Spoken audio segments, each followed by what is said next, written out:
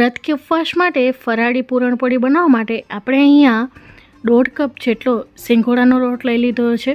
તો સિંગોડાના લોટની જગ્યાએ તમે રાજગરાના લોટનો પણ ઉપયોગ કરી શકો છો અને મિક્સ ફરાળી લોટ જે તૈયાર મળે છે એનો પણ ઉપયોગ કરી શકો છો. તો આ જે મારો કપ છે એ 250 ml નું મેજરિંગ કપ છે, જેની મદદથી આપણે 1.5 કપ જેટલો સિંગોડાનો લોટ લીધો છે. હવે મોણ માટે અત્યારે આપણે ઘીનો ઉપયોગ કરી રહ્યા છીએ. તો 1 ટેબલસ્પૂન જેટલું વઘાર્યા વગરનું આપણે ઘી નાખ્યું છે અને હાથોની મદદથી સારી રીતે આપણે ચોળી લેશું, જેથી ઘી છે એ લોટના એક દાણા ઉપર સારી રીતે કોટ થઈ જાય. હવે આની અંદર આપણે થોડું પાણી નાખીને ઢીલો લોટ બાંધવાનો છે. ધ્યાન રાખજો, પૂરણપોળીનો લોટ કોઈ દિવસ કઠણ નથી બાંધવાનો. આપણે પરોઠા જેવો થોડોક ઢીલો જ બાંધીશું. તો અહીં આપણો લોટ છે ગૂંથાઈ ગયો છે, પણ હજી આને મસળવાની જરૂર છે. જો લોટ પ્રોપર મસળાયેલો હશે તો પૂરી વણતી વખતે ક્યાં પણ ફાટશે નહીં અને એકદમ ફૂલેલી દડા જેવી પૂરણપોળી આપણી તૈયાર થશે. હવે આ લોટ આપણો તૈયાર થઈ ગયો છે, એને આપણે સાઈડમાં મૂકી દઈશું. ત્યાં સુધી આપણે પૂરણની તૈયારી કરી લઈશું. ત્યાં સુધી લોટ સુકાઈ ન જાય એ માટે કરીને ઉપરથી આવી રીતે ઘી લગાડી લેશું, જેથી ઉપરનું પડ છે એ ડ્રાય ન થઈ જાય. હવે લીડ કવર કરીને આને આપણે સાઈડમાં મૂકી દઈશું. હવે સ્ટફિંગ બનાવવા માટે મેં અહીં રતાળુ અને બટેટાનો ઉપયોગ કર્યો છે. તો તમે ફક્ત અહીં રતાળુનો પણ ઉપયોગ કરી શકો છો અને ફક્ત બટેટાનો પણ ઉપયોગ કરી શકો છો. તો 5 કિલો એટલે કે 250 ગ્રામ જેટલા મેં રતાળુ લીધા છે અને 2 મીડિયમ સાઇઝના બટેટા લીધા હતા, જેને આવી રીતે વરાળની મદદથી આપણે બાફી લેવાના છે.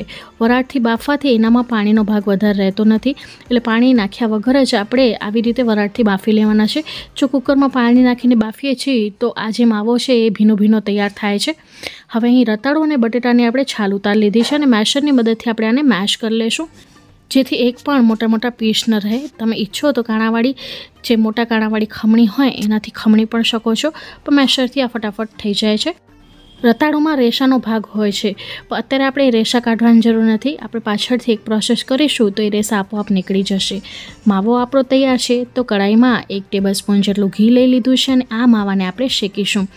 આ માવાને શેકીને લેવાથી એનો ફ્લેવર છે વધારે ઇન્હેન્સ થઈને આવે છે.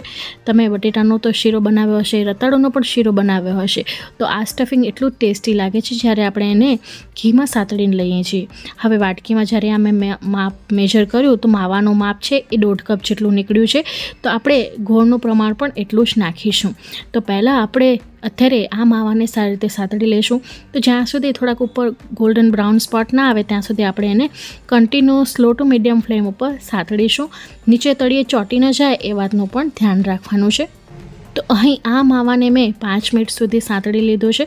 હવે તમે જોઈ શકો છો કે થોડા બ્રાઉન સ્પોટ આવવા લાગ્યા છે. તો બસ આ જ સ્ટેજ સુધી આપણે એને સાતળવાનો હતો. હવે આની અંદર આનો ફ્લેવર વધારવા માટે આપણે 1/2 ટીસ્પૂન જેટલી એલચીનો પાવડર નાખી દઈશું. સાથે આપણે થોડુંક જાયફળ ઘસીને નાખીશું. તો પૂરણપોળીમાં જાયફળનો સ્વાદ સરસ લાગે છે. તો 1/4 પીસ જેટલું આપણે જાયફળને ઘસીને નાખ્યું છે. અને હવે ગળપણ માટે આપણે આની અંદર ગોળ નાખીશું. તો અગાઉ મેં જેમ કહ્યું એમ કે આ માવો છે 1.5 કપ જેટલું નીકળ્યું છે, તો આપણે 1 કપ જેટલો ગોળ નાખીશું. તો ગોળ છે એ સોફ્ટ હોય એવી પસંદગી કરવી, જેથી આરામથી ફટાફટ પીગળી જાય અને માવો છે ફટાફટ તૈયાર થઈ જાય. તો આ સોફ્ટ ગોળ છે અને એને પણ ઝીણો સમારી લીધો છે, જેથી જે સ્ટફિંગ છે બનતા વાર ન લાગે. આવી રીતે કન્ટિન્યુ ચલાવતા રહેવાનું છે, જેથી એ તળિયે ચોટે નહીં. તો અહીં આ માવાને મેં 5 મિનિટ સુધી કન્ટિન્યુ સ્લો ફ્લેમ ઉપર પકાવી લીધું છે. આનામાં જેટલી પણ ગોળની ગાંગડીઓ હતી એ બધી ભાંગી ગઈ છે. ગોળ સારી રીતે પીગળી ચૂક્યો છે અને તમે જોઈ શકો છો કડાઈથી સ્ટફિંગ છે થોડુંક છૂટું પડી રહ્યું છે. તો બસ આટલું જ આપણે આને શેકવાનું છે. હવે આ સ્ટફિંગને આપણે આવી રીતે સ્ટ્રેનરમાં નાખી દઈશું. મેં અગાઉ તમને કહ્યું હતું એમ કે રતાળુમાં રેસાનો ભાગ હોય છે, જે ખાતી વખતે બિલકુલ પણ સારો નથી લાગતો. તો આવી રીતે માવો સ્ટ્રેનરમાં નાખીને આપણે એને ગાળી લેશું. તો આવી રીતે સ્પેચ્યુલા મદદથી કે ચમચીની મદદથી આવી રીતે આપણે કરીશું તો નીચેથી એકદમ સ્મૂથ પેસ્ટ આપણી તૈયાર થશે. તો જ્યારે આ પૂરણમાંથી આપણે પૂરણપોળી વણશું તો ક્યાંથી ફાટશે નહીં, કારણ કે એનામાં કોઈ પણ પીસીસ નહીં હોય અને રેસા પણ છે ખાતી વખતે મોઢામાં નહીં આવે.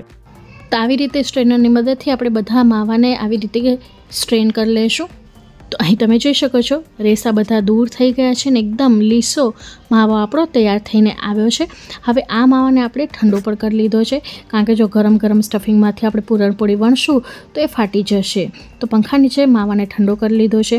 હવે લોટને પણ રેસ્ટ મળી ગયો છે, તો એકવાર સારી રીતે મસળી લેશું અને એક સરખા આપણે આનામાંથી લુવાઓ બનાવી લેશું। તો હું અત્યારે મીડિયમ સાઇઝના લુવા બનાવી રહી છું, કારણ કે પૂરણપોળી જે ગુજરાતી છે એ બહુ મોટી સાઇઝની હોતી નથી। તો આ સાઇઝના આપણે બધા લુવા કરી લેશું। અહીં લોટમાંથી આપણે 8 લુવા તૈયાર થયા હતા, તો લુવાથી મોટી સાઇઝના આપણે પૂરણના લુવા કરવાના છે, કારણ કે પૂરણપોળી ભરેલી હશે તો જ ખાવાની મજા આવશે।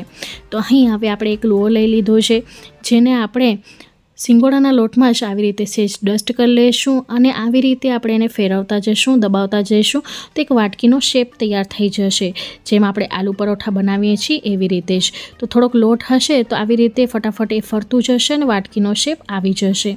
હવે આની અંદર આપણે સ્ટફિંગ નાખીશું, આંગળીની મદદથી ફેરવતા જઈશું અને અંગૂઠાની મદદથી ઉપરથી આપણે આવી રીતે પ્રેસ કરતા જઈશું, તો સાઈડમાંથી જે લુવાનો ભાગ છે આવી રીતે ઉપર આવતું જશે અને પૂરણ છે અંદર દબાઈ જશે। આવી રીતે તમે પૂરણપોળી બનાવશો કે આલુ પરોઠા બનાવશો તો ક્યાંયથી પણ તમારા નહીં ફાટે।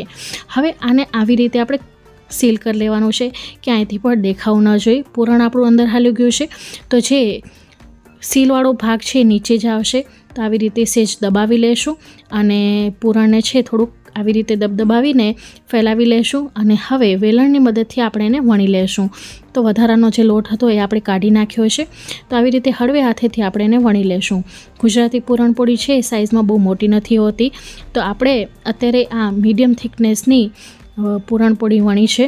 તમે ઈચ્છો તો એકદમ પાતળી અને મોટી રોટલી જેવી પણ પૂરણપોળી તૈયાર કરી શકો છો। તો તમે જોઈ શકો છો આટલી થિકનેસની અને આટલી સાઇઝની મેં પૂરણપોળી વણી છે। અહીં તમારા ટેસ્ટ અકોર્ડિંગ તમે આને જાડી કે ઝીણી વણી શકો છો। હવે સે થપથપાવીને વધારાનો લોટ કાઢી નાખશું।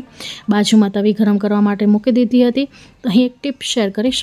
લોખંડની તવી ઉપર જ્યારે પણ કોઈ પણ વસ્તુ શેકો એનાથી પહેલાં તેલ કે ઘીથી આપણે એને ગ્રીસ કરીને વધારાનું તેલ કે ઘી છે કાઢી નાખવાનું છે। આમ કરવાથી તવી છે કે લોઢી છે એ નોનસ્ટિક થઈ જાય છે, એટલે કે એનામાં કાંઈ પણ નાખવાથી એ ચોટતું નથી।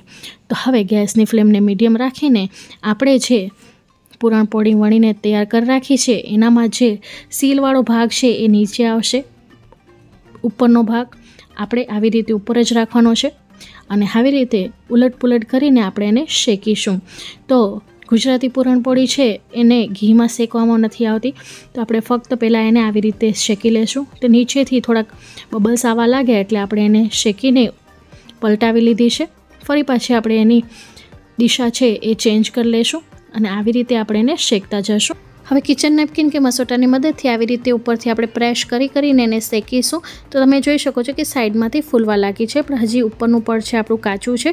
તો આવી રીતે નીચેથી આપણે પૂરેપૂરી શેકી લેવાની છે અને ત્યારબાદ આપણે એને ફ્લિપ કરશું તો એ ફૂલીને દડા જેવી તૈયાર થશે। જોઈ શકો છો નીચેનું પડ શેકાઈ રહ્યું છે, ઉપર પણ સરસ બદામી રંગનો કોટ આવી ગયો છે।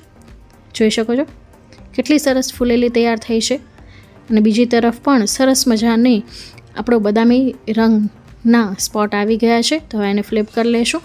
બંને તરફથી સારી રીતે શેકાઈ ગઈ છે અને જોઈ શકો છો એકદમ દડા જેવી ફૂલીને આપણી પૂરણપોળી તૈયાર થઈ છે। તો આવી ટિપ્સ એન્ડ ટ્રિક્સ સાથે જરૂરથી આ પૂરણપોળી ટ્રાય કરજો। પૂરણપોળી તૈયાર થઈ ગયા બાદ ઘી લગાડીને આપણે એને સર્વ કરીશું। તો આવી રીતે આપણે અહીં બધી પૂરણપોળી તૈયાર કરી લીધી છે। તો ફ્રેન્ડ્સ, આજની અમારી રેસીપી તમને કોઈ પણ કારણોસર ગમી હોય અથવા આજનો વિડીયો તમને હેલ્પફુલ રહ્યો હોય તો પ્લીઝ મને સપોર્ટ કરજો। આવી અવનવી ફરાળી વાનગીઓ જોવા માટે ચેનલને સબસ્ક્રાઈબ કરવાનું ન ભૂલતા। બાજુમાં આપેલી બેલ બટનને દબાવીને ઓલનું નોટિફિકેશન દબાવજો, જેથી મારા આવનારા વિડીયોઝની નોટિફિકેશન તમને મળતી રહે। હું ફરી મળીશ હજી એક આવી જ નવી રેસીપી સાથે। ત્યાં સુધી આવજો, bye, take care, thanks for watching.